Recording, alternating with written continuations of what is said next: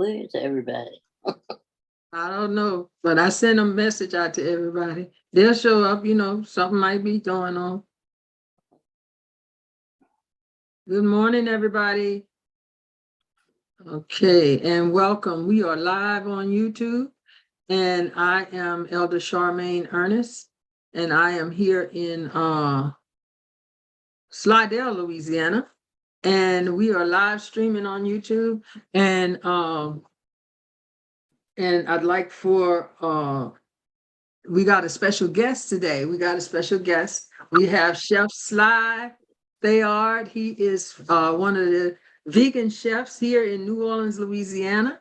And I met him the other day. His food is phenomenal. And I just want you guys to, I asked him if he could come and talk to us and share with us his testimony and share with us his whatever he want to talk about.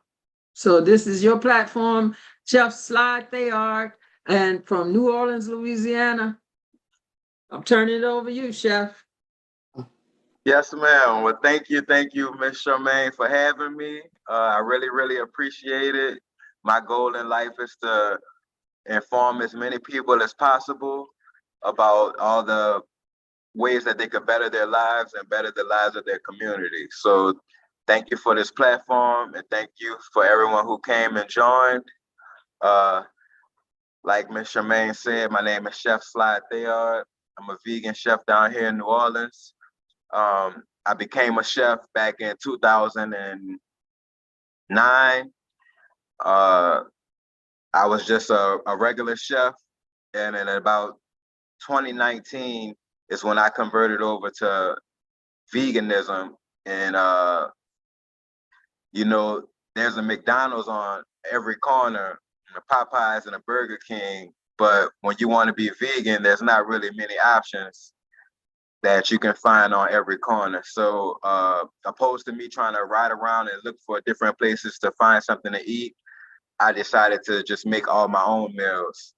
And that kind of pushed me into being a vegan chef, not just for me, but for the community as well. Right. And so as far as my testimony, I'll start off by saying that I'm from New Orleans. I was born and raised in the Ninth Ward. My family's from the Ninth Ward. Come from a long line of bricklayers. So a lot of the buildings and houses that are in the Ninth Ward, my family built. Starting with my grandfather, his 6 brothers, my dad, me, and my 3 brothers as well, and all the rest of my cousins, nephews, and family, friends, and associates. And so just to let you know, I'm not a stranger to hard work. I've been working hard my whole life. My dad is my biggest role model. He taught me everything that I know. My best friend and everything. So everything that I do has a little bit of my dad's spirit into it. My father actually passed away in April of 2016 from pancreatic cancer.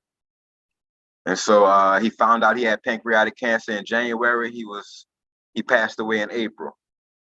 So it was a very, very short window for us to actually receive the news and actually try to do anything about it or even spend enough time with him while he was still on this earthly plane. So that was probably the biggest loss that I've ever received in my life, just from him being my best friend, my role model and everything. And so the type of cancer that he died from was pancreatic cancer. And pancreatic cancer is, obviously cancer that's in your pancreas. And your pancreas and your liver and your kidneys, they all do a good job in filtering the body of toxins. So everything that we put into our body should be organic. And everything that we put in our body that's not organic, in some way, shape, or form, is going to affect our body in a negative way. That includes processed sugars. That includes the meats that we eat, the processed foods, a lot of these different things. So whenever my father passed away, I was really upset because my father never smoked cigarettes. And growing up, that's what we were taught, that, smoking cigarettes was the #1 cause of cancer.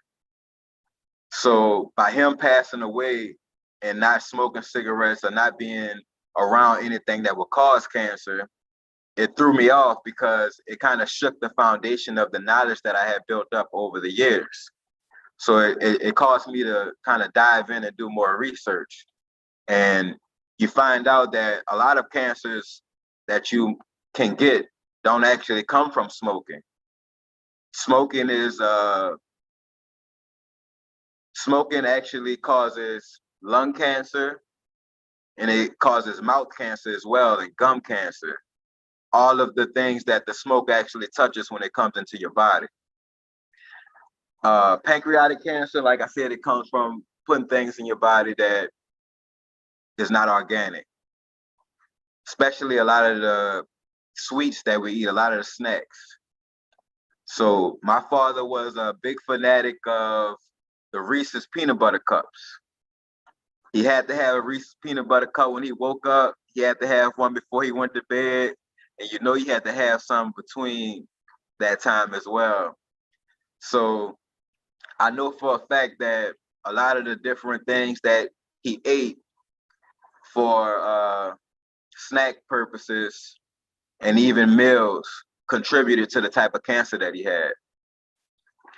I used to be an avid smoker myself. I'm not proud of it, but I actually smoked my first cigarette when I was in second grade. Second grade. Yeah.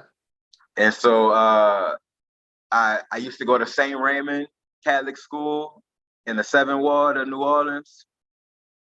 I used to walk home. I used to live in the St. Bernard Projects at the time. And I would walk home with my big brother and his friends. And on days that my big brother didn't go to school, it was just me and my big brother's friends. And my big brother's friends, they all smoked. So one of his friends actually was the first person to give me a cigarette. And those things are addictive no matter what anybody says. Yeah. The nicotine that's in the cigarettes is highly addictive.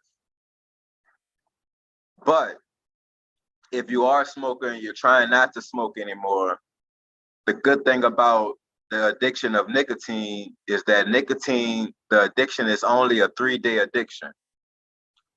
If you're able to stop smoking cigarettes for 3 days, then everything else is mental. If you feel like you have the urge to smoke, that's just a mental craving that you have. Just like a lot of people that have the cravings to eat food. Our ancestors, they normally ate one big meal a day. And that one meal actually provided them with all of the protein, all of the vitamins, all the minerals that they needed. We as humans, a lot of the things that we eat now in this society are not supposed to be in our bodies. A lot of people say vegan, vegetarian, pescatarian. For all humans, every human, all 7 billion of us plus, we are actually fruitarians. We can sustain a healthy, long life by just eating fruit. Now, the fruit that they give us here in America, a lot of the fruit that we get presented is not the complete variation of all the fruits. If you have the right variety of fruit, you can actually get every mineral, vitamin, and necessity that you need. We only have a small portion of fruit. If you go out of the country, you'll see fruit that you've never seen before. And you'll be like, wow, what is that? There's certain fruit that only grow in Asia. There's certain fruit that only grow in Europe. So the The whole thing is to get educated and find out what fruit contains what, and actually all of the 103 vitamins and minerals that are essential for human life. And if you could diverse your fruit and your fruit intake, then you really can survive off fruit alone. The biggest thing that we need to do in our community is add more water into our diet. A lot of people drink a bottle of water, maybe 2 bottles of water, but you should actually drink enough water to sustain you. And for most adults, that's about 1 gallon a day. I'm guilty of not drinking 1 gallon a day some days as well, because you might say, hey, that's hard. And it's really not, it's just how you prioritize things. You can wake up in the morning and before you do anything, before you wash your face, before you brush your teeth, you could drink you 8 ounces of water. Water doesn't take long to digest. It takes about 15 to 20 minutes actually to get through your belly and get into your intestines.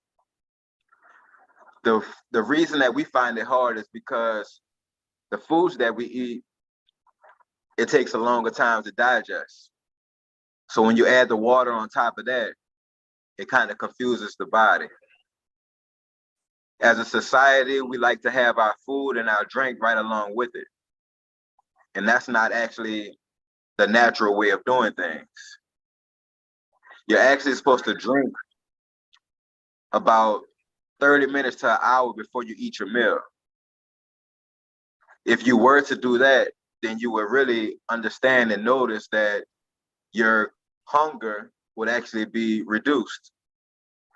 A lot of people don't understand that the same mechanism that triggers your brain to tell you that you're hungry is the same mechanism that triggers your brain that you know you're thirsty. So a lot of us, we grab food all the time whenever we feel that urge, but a lot of times that's actually your body telling you you need something to drink.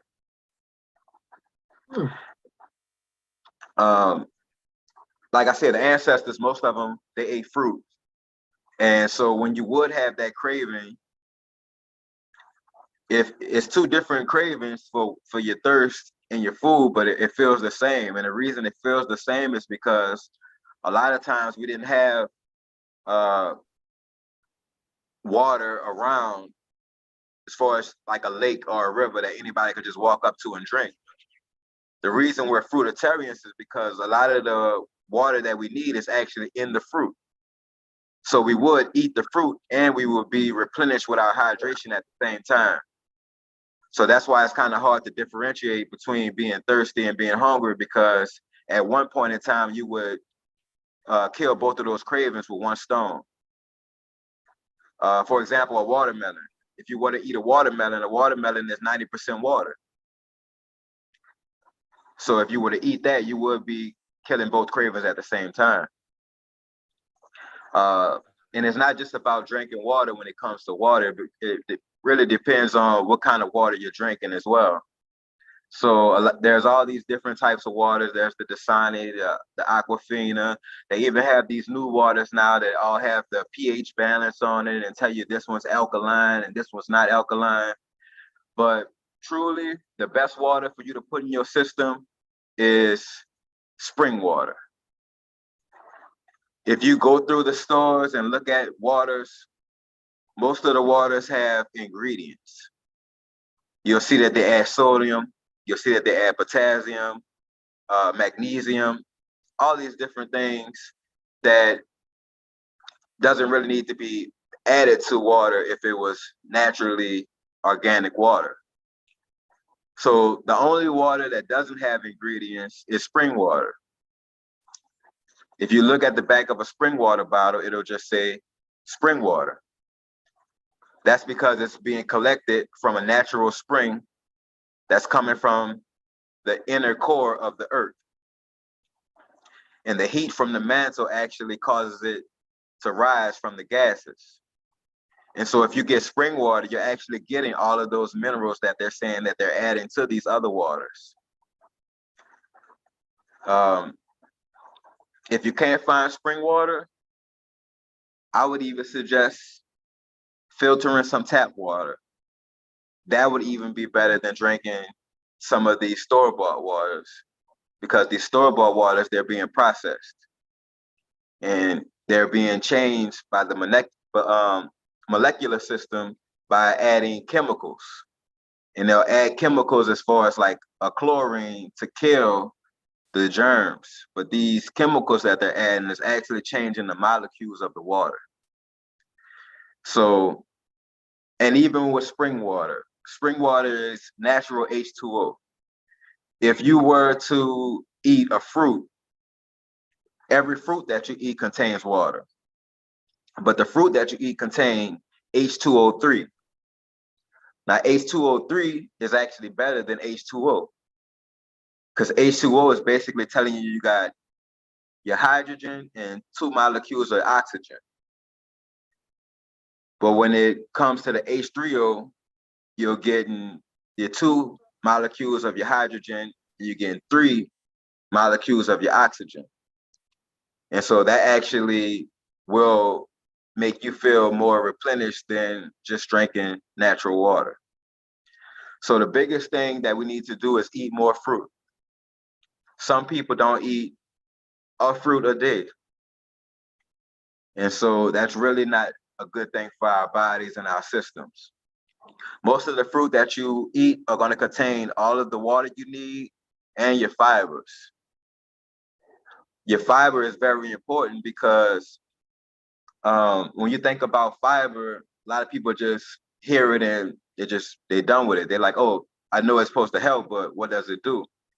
I like to think about fibers the same way I think about a broom. Your broom has those fibers or those bristles at the bottom of it whenever you're trying to clean up, because you're sweeping all of this dust and dirt from out of your house and trying to get everything clean. And the fibers that we eat does the same thing to our system. There's a lot of gunk and slime and sludge that we all have in our guts from the things that we eat, especially the processed food.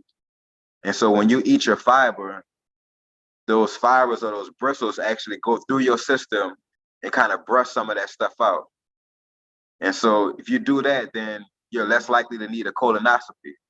You're less likely to have the sluggish feeling. You're less likely to be constipated, because those fibers are actually going to work your system and get everything out.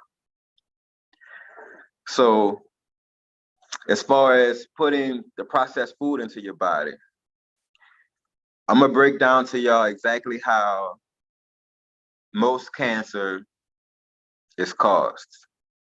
So everything we're supposed to put in our body is supposed to be organic. So whenever you put something inside of your body that's not organic, your body doesn't know what it is or what to do with it. So the first thing your body does is signal that it needs help.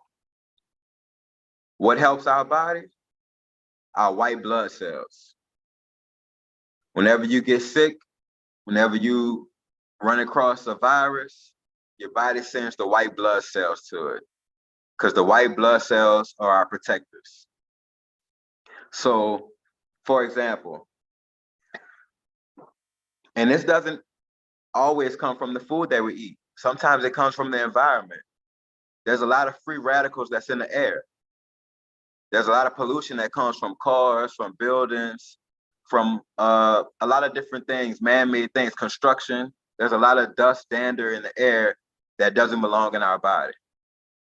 So the first step that protects your body is your nose. Everybody has your nose hairs. Now your nose hairs are a filter as well, because that's going to stop a lot of the bigger free radicals from entering your body. So anything smaller that's on a molecular level, it'll get past those hairs and it'll actually enter into your lungs. And our lungs are actually a filter as well. So your lungs are going to try to filter this out and it's going to collect it so it won't enter the bloodstream. And so the first thing your body does is send the white blood cells to your lungs. Your white blood cells get into your lungs and it forms with the mucus. And that mucus has a membrane in your lungs that protects your lungs from getting all these free radicals. And once the white blood cells let your body know that these free radicals have built up enough, then your lungs are going to expel those things. So this is the same thing that happens whenever you sneeze, whenever you have to blow your nose. That's just your body letting you know that its filter is being kind of dirty, getting kind of clogged up. So it's trying to get this stuff out. So once you blow your nose, once you sneeze, it's getting all these free radicals out of your body. So that's the first line of defense. Now, the body is pretty perfect when it's really healthy, but a lot of us aren't 100% healthy. So a lot of those free radicals are going to get past that membrane if it's too clogged up. Because if you're really sick, you might be sneezing and coughing for days. And so your body is going to try its best, but it's not perfect. So once these things actually get into your bloodstream, then you have a second wave of white blood cells that'll come in. So you have these white blood cells, they find the free radicals that's in your blood, and the first thing they do is they surround it. So they surround this unorganic stuff that's in your blood because its main objective is to protect your body from having a full dose of it. So let's say you have the cell that's not organic and it's in your blood, and then you have the white blood cells that'll circle it. It'll actually encase it into a bubble because it's like, all right, we got it in this bubble, so the body don't have to worry about this anymore. We're gonna take care of this. They're basically like the police of your blood. So most of the time, the white blood cells will surround it, find out that it's not organic, and then it'll kind of distribute it to your liver, to your kidneys, run it through that filter to see if there's anything from this organism that it can actually take and use for the body. So even if you eat some corn chips, they highly processed, they're cooked in the oils or whatever, and about 99% of it is going to be bad because it's processed. But at the core of the corn chip, it's still a vegetable, it's still corn. So your body's going to try to figure out what from this corn chip that I can take that's still going to give me some of the benefits and nutrients from the corn. And it'll take that out, and then everything else will be discarded. When it comes to certain things that doesn't have any nutritional value for us, the white blood cells are going to encase it, and then it's just going to kind of keep it there because it's actually unknown to the white blood cells what's in your body. And so opposed to just sending it to your kidney to where it might double or expand more and kind of take over your kidney, the white blood cells are actually keep it in your bloodstream. So a lot of us are walking around with a lot of free radicals in our bloodstream right now. And until you do the proper exercise or eat or drink the right amount of stuff that you need, it's going to stay in your blood cell and it'll stay there for life. The thing is, after a while, if the white blood cell doesn't recognize it and can't do anything with it, it might actually trigger more white blood cells to come around and engulf it. Because it's like, I don't know what to do. It's been in here for a week. I need some more help. So after a while, that bubble around that cell is going to get bigger and it's going to be contained by more and more white blood cells. At a certain point, your body is going to see this and only recognize the white blood cells. And once your body does that, then your body no longer sees it as a threat. It's not worried about what's deep, deep, deep in the middle because it's so small. And the bigger picture is that it's surrounded by white blood cells. And so once that happens, your body's not worried about it no more. It stops fighting it off and it's just in your system. Now, at this point in time, there's anything that could trigger what's inside this white blood cell to actually divide. And it could just be from you stressing, because stress can alter all of our cells. So if you're stressed, you're not eating healthy, you're not sleeping right, you're not drinking enough, then that unorganic cell can be triggered by these natural phenomena and actually divide. And once it divides, it'll actually divide into another unorganic cell. And so it's all of this is happening inside of that encasement of white blood cells. And so once it starts dividing and getting bigger and bigger, your body's not going to fight that, because your body doesn't even recognize it as a threat. Your body still sees it as the white blood cells. And so once that unorganic cell gets to a certain point, it gets bigger and bigger, and it has a mind of its own. And some of those cells lay dormant for 10 years, and then they know exactly what to do to infiltrate the body. And so this is the beginning of all cancers. So a lot of the times you might get a cancer and they say, well, it's already stage 3. It's already stage 4. And you're like, well, how you guys couldn't see this? Because all of this happened inside the white blood cells, inside of that encasement. And so once that happens, that's a cancer. The cancer, it just means, the word cancer, it just means that it's something unorganic in your body that has a life of its own. Now, white blood cells normally take care of that, but if our white blood cells are protecting this because it doesn't know what it is, then at the same time, it won't be able to take care of it. And then it's too late. And now you have to do something like a radiation or a chemo, which is what they use to actually destroy your cells. Because there's no medicine for it now. There's no way they could go in there and just take it out. Because anything you do to that cell, as far as trying to repair it, your body is going to see it as a threat, because it still sees it as the white blood cells. And so if you try to do something as far as taking it out, that's going to make the white blood cells attack even more. And if you have too much white blood cells in your body, that could be harmful as well, because that'll weaken your immune system. You have all your white blood cells doing this one thing to this one organism, and it's not really protecting the rest of your body. So you could die from the common cold, because your white blood cells can't protect you from it, because it's too busy trying to figure out what this is in your body. So the best way to avoid that is to eat as much organic stuff as possible. By you eating as much organic stuff as possible, your body is going to naturally get rid of these free radicals.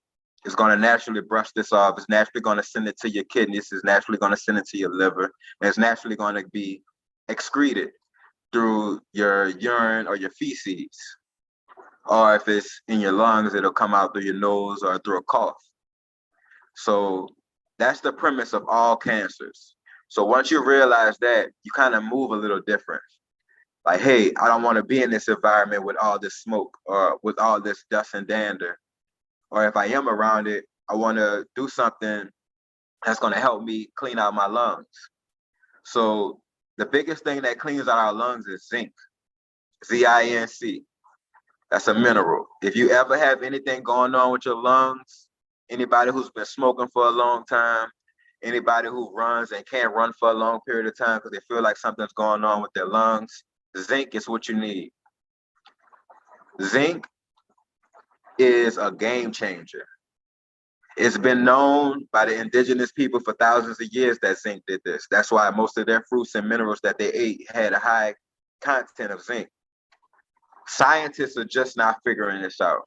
There was a study done last year, a peer study, where they had a group of 200 people and they gave them zinc from a wide variety of ailments that align with the lungs. And 95% of them had improved lung function just by having an intake of zinc. You can find zinc at Walmart, you can find it at Walgreens, the vitamin shop, any of these stores that sell these different supplements. GNC, you can even order it off Amazon if you need. But I would suggest that every person has an intake of zinc on a daily basis. And I guarantee you your lung functions will get better, and it'll drastically reduce any type of lung disease or anything that can happen to your lungs as far as through the organic system. So zinc is very important, and magnesium as well. Magnesium helps you out, it helps your lungs, it helps your blood, and it kind of gives you some energy as well. If you are moving to a plant-based diet, you definitely want to have a B12 supplement. B12 is the vitamin that helps with cell growth and cell reproduction. So you can get B12 in a powder, you can get it in a pill, you can actually get it in a liquid solution.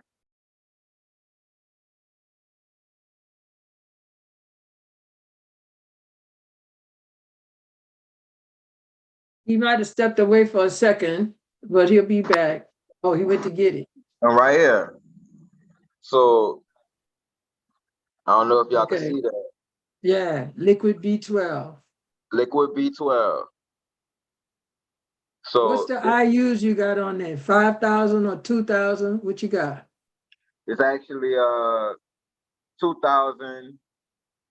Okay, because I take a thing of 2,500, Okay. but yeah, we So need that definitely. even with your 2,500, that's good. You can never have too much of it. This right here, it says that it has 83% of the B12 that's needed for daily consumption in the 2,000. So by your Okay, 2,500, it's probably closer to 100%. okay, But you can't have too much. The only thing I would tell you is you want to do B12 in the morning. okay, B12, it helps your cells, but it also keeps you up. okay, B12 is energy. So you take this at nighttime, you're not going to sleep. I promise you. You're going to be up all night. B12 is not found in a lot of the plants and fruit that we eat. A lot of people that eat meat, they'll have the B12 in it. But B12 is actually a vitamin that comes from the ground. It actually comes from the dirt. So if we weren't cleaning our fruits and vegetables, then all of our fruits and vegetables would have B12 naturally on it through the dirt. But since we clean everything and clean it again, we're actually washing away all the B12. So if you are vegan, if you're a vegetarian, if you don't eat any type of meat, you have to have a B12 supplement. If not, you will not have a successful time doing that type of diet because you won't be healthy, you won't be energetic, and your cells won't be able to grow as fast as they need to. It also helps with muscle repair, helps with mood swings, helps with brain function. So B12 is definitely something that you need, and I suggest you take that first thing in the morning with your first glass of water. This one right here is the drops. They go right under your tongue. They're gluten-free, wheat-free, dairy-free, and it's really suitable for anybody. No matter if you're a diabetic, you got a keto diet, no matter what, B12 can be added to anyone's diet, and it'll definitely improve your life and your well-being. There's other different vitamins, vitamin E, vitamin K, vitamin D. The vitamin D, you can't get a supplement for it, or you can't just step outside. Vitamin D naturally comes from the sun. A lot of us don't spend enough time outside. So you step outside. I like to go outside first thing in the morning. First thing I do. I'll be out there for 30 minutes to an hour, just outside in my backyard, just absorbing all the sun rays. And that gives you a lot of the vitamins that you need as well. But if you have a busy life and you can't get outside, then there are supplements for your vitamin D. A lot of people, they hear the word vegan, vegetarian, pescatarian. A lot of people are confused about it. So I'm gonna kind of break down some of those terms and what they actually mean. So most of us, we grew up in an environment where we ate meat, drank milk, did anything we wanted to, like that carnivorous the diet. So you're basically a carnivore. You eat meat. And like a lot of people compare us to animals. So like a lion, for example, most lions, they'll eat a diet of 90% meat. They might eat a vegetable here and there because they know, just like dogs, that eating certain grasses will help when you got stomach pains. That's why a lot of dogs, you might see them eating the grass or eating some flowers. You're like, what's wrong with my dog? Well, this dog has a better knowledge of nature than you sometimes, because they know which plants are going to help them with their stomach. So if you 90% eating meat, then you're carnivore. Then there's the herbivores, who's going to eat mostly plants. And then you have the omnivores. An omnivore means you do both. You eat the meat and you eat the vegetables. So a lot of us in America, we're omnivores. Basically, no matter what it is, as long as they cook it right, season it right, we're going to eat it. So then it breaks down even further. Then you have a pescatarian. With a pescatarian, you're going to be eating mostly seafood. Seafood, seafood, seafood. You might dibble and dabble with the vegetables, but you're going to be eating mostly seafood. After that, then you have the vegetarian. A vegetarian, they don't eat meat, but they still drink milk. They still eat cheese. They'll still do different byproducts from that meat source. After the vegetarian, there's the veganism, or vegan. So the definition of a vegan means that you don't eat animals and you don't eat anything that comes from the animal. So if you're a vegan, you wouldn't eat meat, you wouldn't drink milk. You wouldn't use the butter because it has dairy in it. You would not eat eggs because it comes from an animal. And anything that comes from an animal would be out of your diet. Now you have some vegans that take it a step further and say, I don't want to eat anything that an animal had anything to do with, even if it didn't specifically come from this animal's body. And so that'll bring you to honey. Honey is very controversial in the vegan community because a lot of people think that the bees are going to make the honey anyway. They didn't make it for me, so I could eat the honey.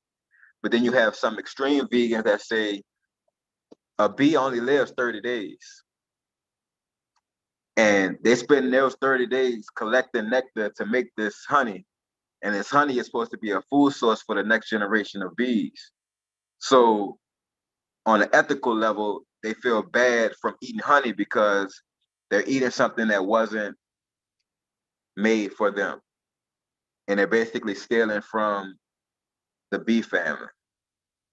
So that's a little controversial. A lot of vegans still do honey, and there's a lot that don't. So it just depends on how extreme you're doing it. And it also depends on what you're doing it for. There's some people that are vegan for their health. And there's some people that are vegan for the animals. Some people are just like, I love animals. I love animals. I love every animal the same way I love my dog and my cat. I love the chickens, the cows, and the pigs the same way. I don't want to see them get slaughtered. I don't want to see them raised on the farm to where they're being raised just to be consumed by us. And a lot of the conditions that those animals live through is very horrific if you actually pay attention to it. A lot of the pigs, cows, and chickens don't even see grass their whole life. They have them in these small containers where they're all on top of each other. They're living on top of dead ones. They don't get to see their kids. They aren't having sex or reproducing in a natural way. They're being artificially inseminated. Soon as the babies are born, they're taking them. You know, for chickens, the farm only keeps the females. They only want the hens. The second that a rooster is born, it's killed. It is killed. There's no need for a rooster on the farm. All they need is that one rooster that they can get the sperm from. And they take this sperm and put it into all the hens by hand. All the baby chickens that are boys are killed immediately.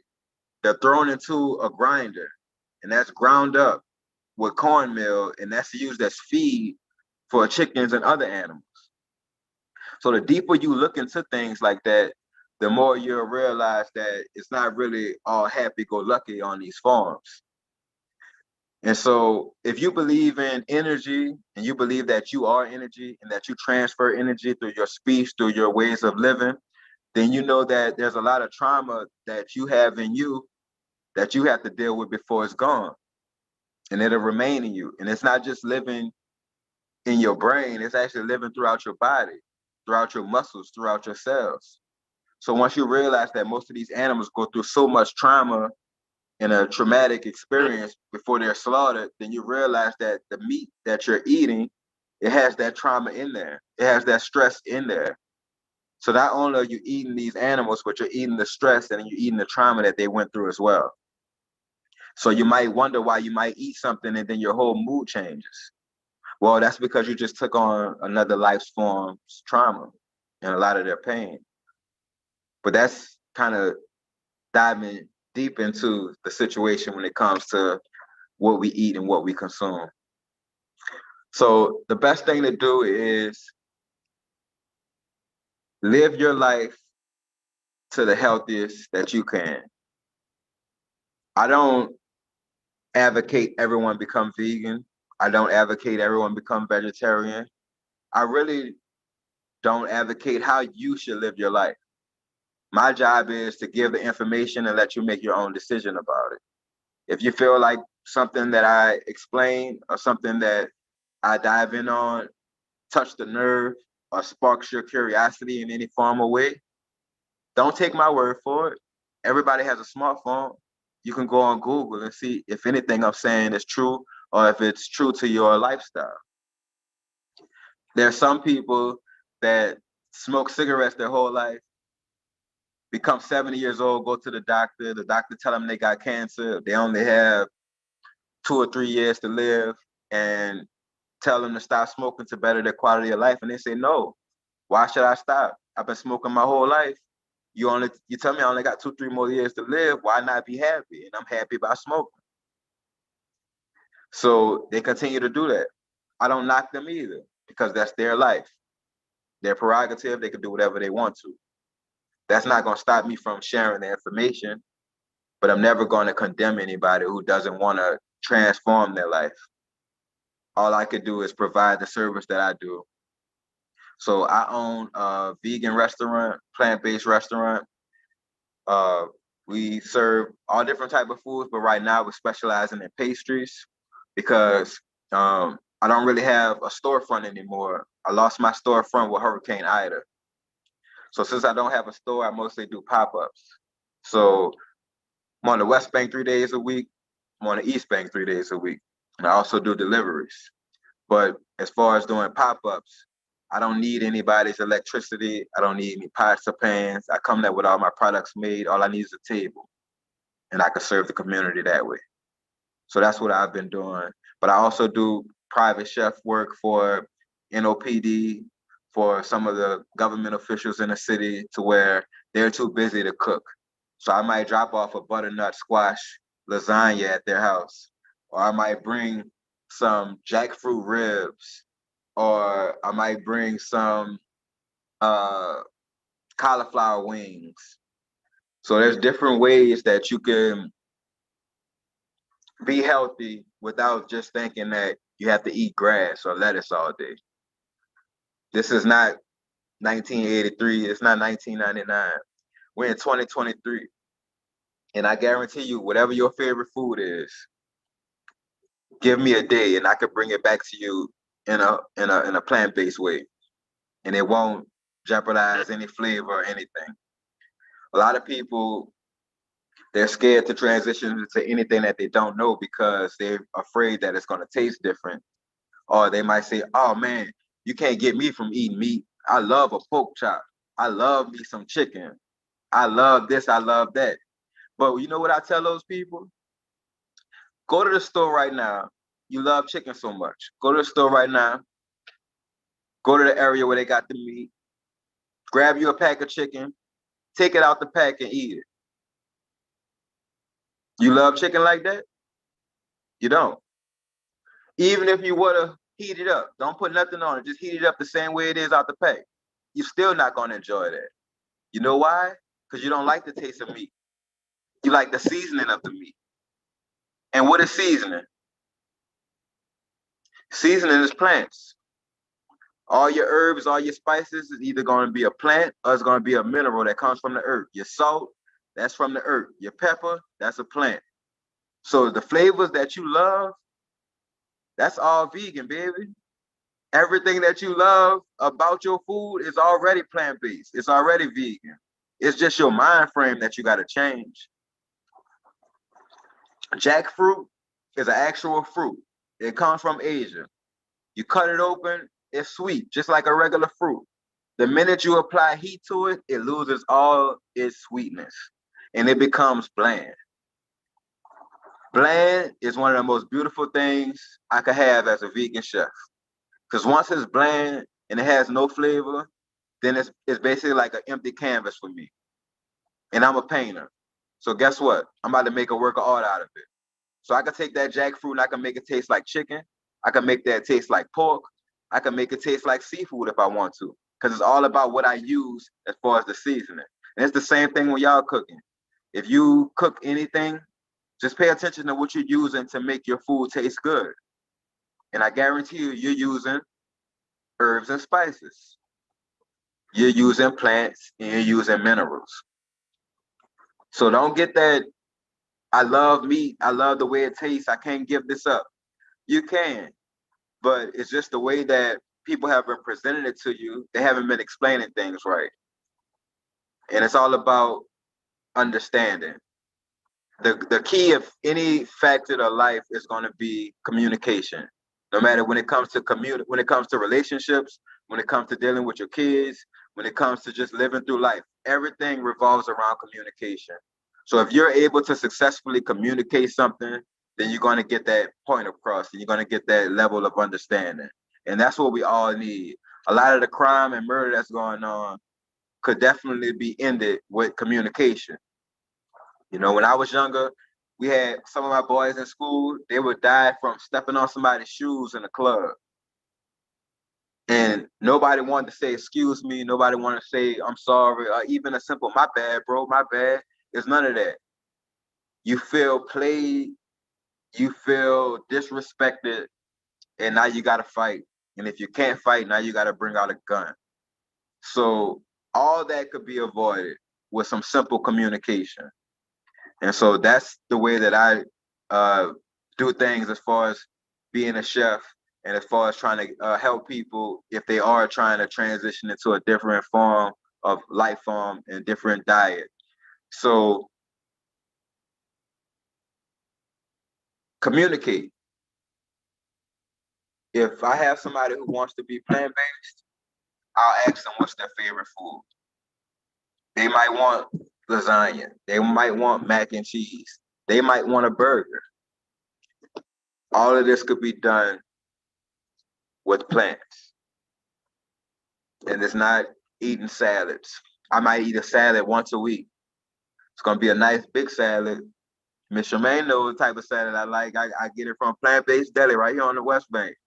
Big old salad. It's like 2 meals. You cannot eat it all in one sitting, even if you try it. It has your pickled okra on it, got some carrots, your lettuce. It has tomatoes, avocados, your onion. It has some red peppers, green peppers. It's nice. It's real hard. Yeah, it's huge, but it has so much in it. Sometimes they have the olives in it, so it just depends. And me, Sometimes I'll even get the vegan hot sausage patty, and I have that on top just so I can have me some type of meat, quote unquote meat inside my meal. So a lot of people that's not vegan, they'll say, why you call that chicken? That's not chicken, that's cauliflower. Why you call that this? Why you call that that? So the reason that's done is only basically for the beginners. Whenever you have a beginner, they are less likely to try anything that's just vegan. So if I say, hey, I got some cauliflower wings, they already know that it's supposed to be a substitute for chicken wings. If I say I have, some vegan nuggets or a vegan burger, then they know that it's supposed to be a substitute for that chicken nugget or that beef burger. Once you get into that lifestyle, you don't really care about labels and names. As long as you know that it's organic, as long as you know that it doesn't have the actual meat in it, as long as you know it's not anything that's going to actually hurt your body, then you're down for it. Perfect example for me was tofu. The first time I had tofu, I damn near gagged. It was soft, it was mushy. I hated the texture. I didn't even give it a chance. It actually was the same response I had the first time I had a raw oyster. Everybody's picking me up to eat it. As soon as I put it in my mouth, the quicker I spit it out.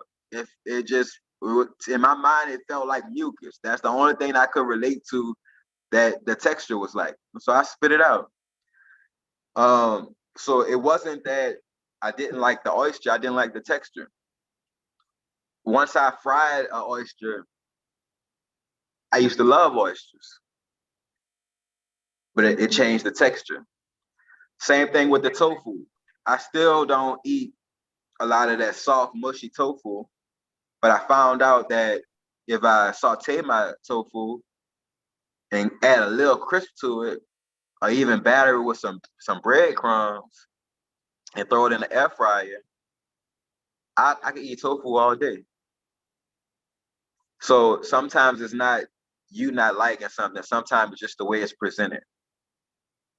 So you wouldn't, if you went to a store, if you're from Louisiana and you went to a restaurant and they gave you some red beans and rice and it was nasty, I'm pretty sure you're not gonna stop eating red beans and rice. But you're gonna stop probably going to that place because you know they don't make it the way you need it. So sometimes we make judgments based off our first impression, and sometimes we shouldn't. So our taste buds, we have over 2,000 taste buds on our tongue. Our taste buds change every 7 years. Not like change as far as they they taste things differently, but they actually change. Like the taste buds that you have on your tongue right now aren't the same ones you'll have in 7 years. And so with these new taste buds, you actually have a replenished palate. And with that palate, you might taste something and it might taste actually different for you. And even if you're trying something new, I would always tell people at least try something 3 times before you say you don't like it. Try it in a different way, try it seasoned a different way, but don't just give up on something.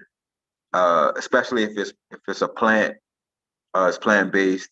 I'm pretty sure that the the benefits will definitely outweigh any negative of you have that you have of the taste, right? So when it comes to us living and being in a good mood, I like to ask people, if I were to give you $1 million right now, no matter what mood you're in right now, would that change your mood? Yeah, Would you be happier if I gave you $1 million? Yeah, right. yeah, yeah. Because it's actually giving you something. So it's the same thing when it comes to your health. A lot of us, our mood will change when it comes to the money, but what if you were given an actual extension of your life? that will change your mood as well. But me as a human being, I cannot give you something that can extend your life except knowledge. Now, what you do with that knowledge can definitely extend your life. So the gems that I drop, the information I give, that's your $1 million. So you can change your mood and change your lifestyle, or you could be dissatisfied with your $1 million. It's all mental. Yeah. So look like I've been officially talking for about an hour. I have a question though. I have a question. I'd like for you to tell us about where you pop up at, where your pop-up locations are. Yes. Because you say you do one on the west, you give us the locations where you be.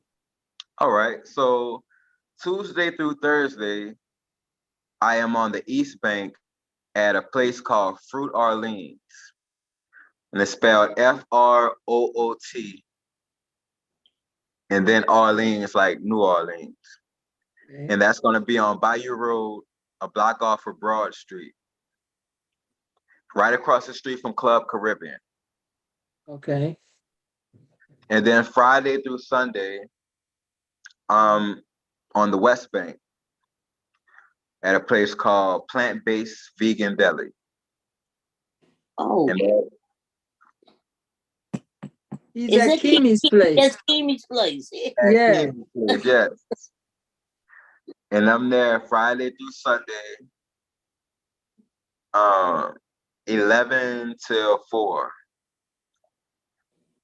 And also, can you tell us, for those of you, because we have people here from Texas, Georgia, several people from Texas, some people from all over the country is here, okay? But tell us about your website and where on social media can they connect with you? All right. So I actually have 2 websites. I actually own 2 vegan restaurants. One's called Homegrown Nola. And so you can go to homegrownnola.com. And the other one is Homegrown Vegan Cafe. And you could actually go to homegrownvegancafe.com as well. Both are currently under construction. They're both available, but a lot of the things on that needs to be updated as far as the menus and different pictures. So the best way to reach me is on Instagram. If you're on Instagram, my username is homegrown_Nola. People can make requests through there. People can reach out to me if they have any questions. And that's specifically with both restaurants, homegrown_Nola. When it comes to my private chefing and different things, I have another Instagram page. It's chef_Sly_Nola. And I could be reached on any of those. On Facebook, it's the same as Homegrown Vegan Cafe. But Okay. I'm very accessible. Anybody have any questions? If you're working on a recipe or you're thinking about doing something, you could always reach out to me. My phone number is posted on Instagram and on the web. If anybody wants to take that, I'll give that right now. It's 504-904-9282. Okay. Okay. And I my whole life I suffer with stomach issues. And I was at the hospital at least once a week my whole life.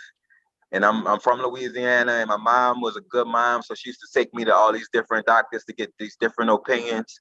So I probably been to like most of the hospitals in Louisiana trying to figure out what was wrong with my stomach. And all the doctors would do all these tests, and they would always tell my mom the same thing, that I was as healthy as an ox. And we all knew that wasn't true, because most nights I would cry going to sleep because I was in so much pain. And so they tried acid reflux pills. They tried all these different things. They put a camera in my stomach. They did a lot. They flushed me out. None of that helped.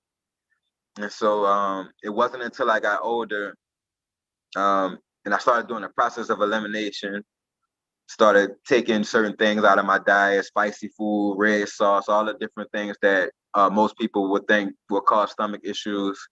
And it wasn't until I stopped eating meat is when I stopped going to the hospital for my stomach. So February 2019, I stopped eating meat, and I haven't been to the hospital since February 2019 dealing with my stomach.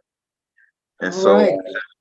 got that out of my system, and I used to be 260 pounds. Right now I'm 150. I lost a lot of weight, nothing to do with working out, just change of lifestyle. As you can see, I don't have any like residual fat or anything because I didn't cheat as far as getting the weight off. I didn't do any type of surgeries. It was all just a lifestyle change. And so the most as far as exercise that I would do is walking. And that's just because I naturally walk. I've been working at the House of Blues for 13 years, and it's a big building and I got to walk around and do a lot of different things. So didn't really hit the gym, didn't really do anything as far as lifting weights or anything. Everything happened due to what I was putting into my body. So it is possible. Um, a lot of people think it ain't. I thought I was I used to be, I'm big bone. I'm big bone. I can't change. My family big, my auntie big, everybody like that. But it's really a mental thing. I wasn't trying to lose weight. I was tired of crying. I was tired of being in pain. I was tired of missing out on different activities because my stomach was hurting so bad. And it just felt like I had, knives or something just in my stomach that was actually killing me.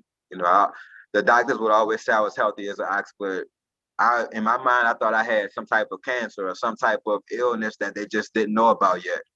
Because the amount of pain that I was going through was a very difficult thing for me to get through. So the only thing that I say about my lifestyle change, I just wish I would have done it quicker. Now, you're going to be doing this Sunday, you're going to have a cooking class. Am I correct? Yes. Can you tell us about that? Yes, ma'am. So once a month, I do a cooking class at Kimi's place at Plant Based Vegan Deli on the West Bank. It's in the 2400 block of Manhattan, right behind the Circle K. But I do a cooking class, and basically I do something like this where I inform the public about different things. We also cook, and after we cook, we share what we cook with the people that's in attendance. It's absolutely free to come in. You don't have to sign up. All you need to do is show up.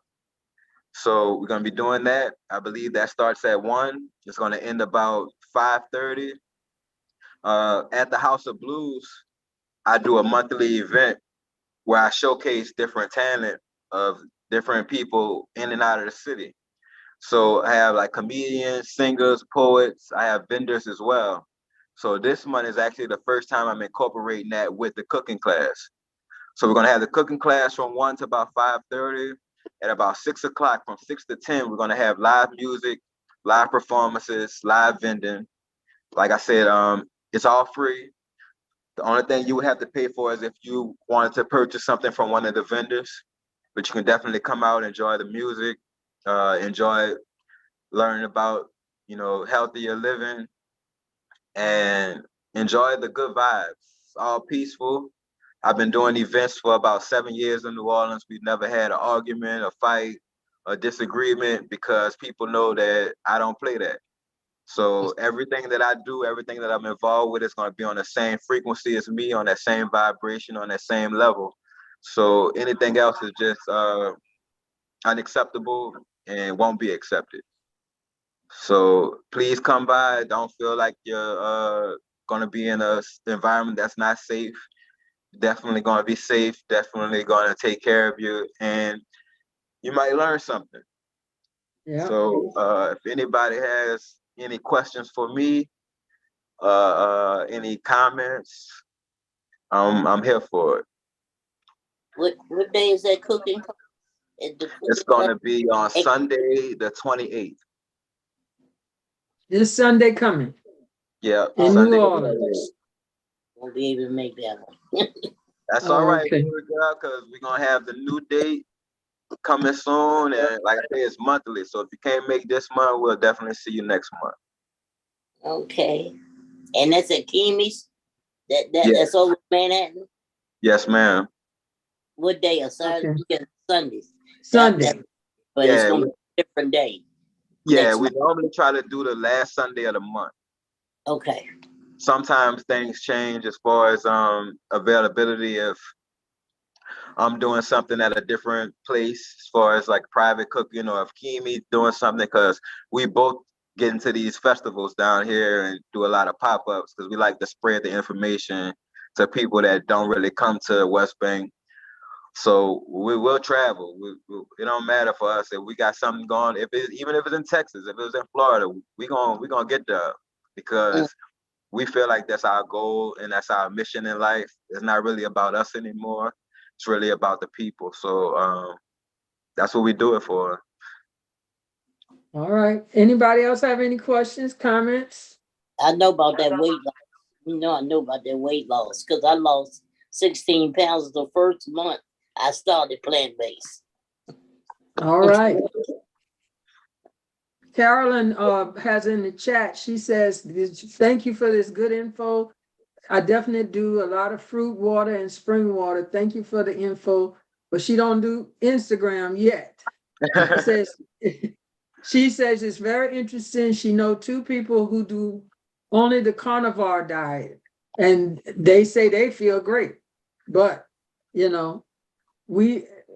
know I've started whole food plant-based, and I met you at Kimi's place, and that's one of my favorite go-tos right now.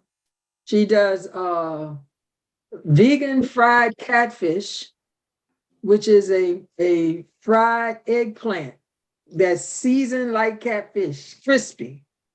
And she does a hot sausage po' boy vegan that is phenomenal. You guys are doing a great job. And I got to find out about that butternut squash lasagna you got there. Okay. Yeah. I might have to bring some for the cooking class. Yeah. I know about the what's that, cauliflower wings? Yes, ma'am. Yeah. I love, when I was eating meat, I love chicken wings, so I want to try them cauliflower wings. Yeah. And like I said, I'm about to start posting different videos as well, different recipes to where you don't have to go out and get it. You can actually make it on your own because it's real simple. Mhm. So all you need is your cauliflower, and the simple way to explain it, you're gonna clean your cauliflower, cut it into the wings or the shape that you need. Mhm. You're gonna batter it same way, and you'll fry it or air fry it until you get the texture that you need. Okay.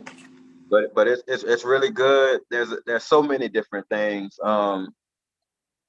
So much like I had some avocados yesterday, and I just took the avocados, put them in a bowl, put some garlic, a little bit of onion, a little bit of salt and pepper, and I'll put that on some toast and have avocado toast. Get you some chips and eat that with some chips. And avocado is a fruit, and so it's good for you. It contains a lot of vitamins and minerals, and that's one of my go-tos. Another thing is hummus.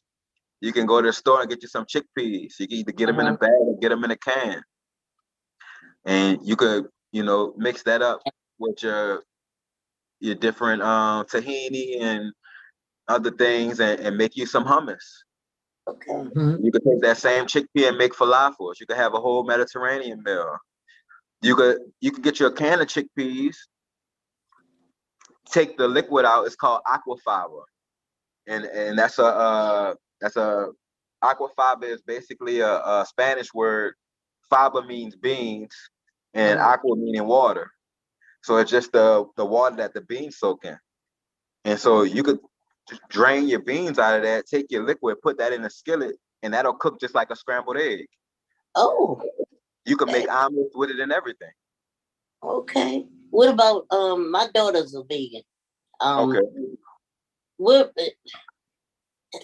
how you do shrimp? Because she buys vegan shrimp.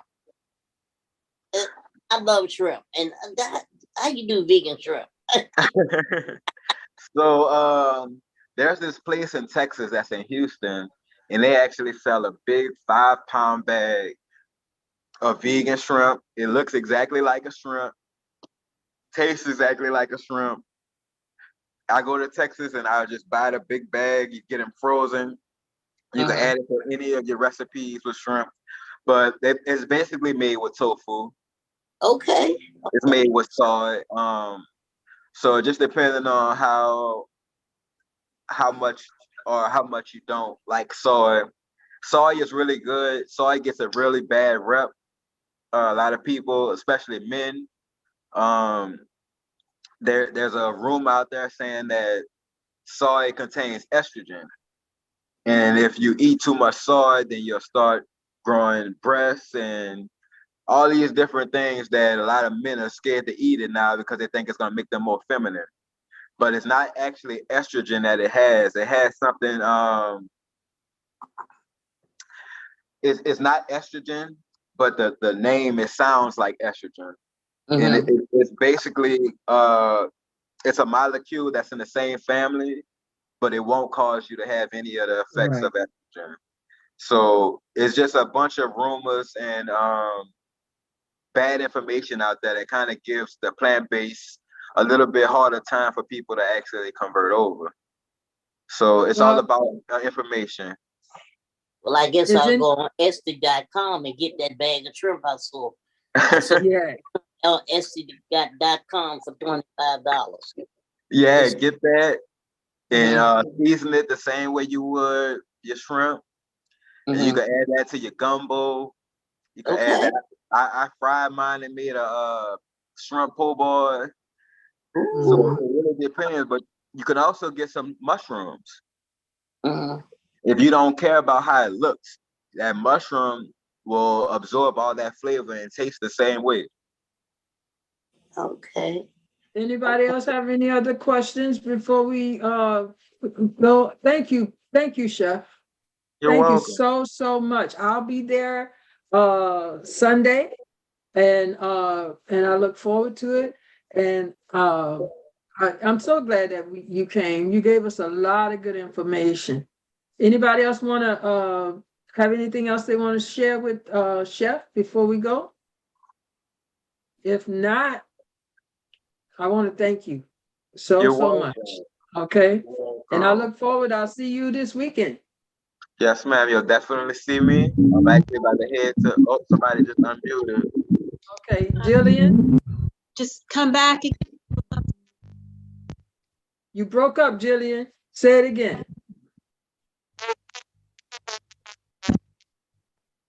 You must be moving. You must be driving because you're breaking up. I'm sitting still. You break it up. Yeah. Try to switch your Wi-Fi off. Sometimes the Wi-Fi does that. I said, come again. We'd love to have you come again. Gotcha. Yes. Now we can hear you loud and clear. That's what it was, the Wi-Fi. I'll definitely come again. Whenever y'all need me, I get the invite. Right. All right. Thank you so much. And we're going to tell everybody bye. Thank you guys for coming. And we look forward to it. And I'm going to bless you, my man. All right. Thank you so much. Thank y'all. All right. Talk to you later. Bye-bye.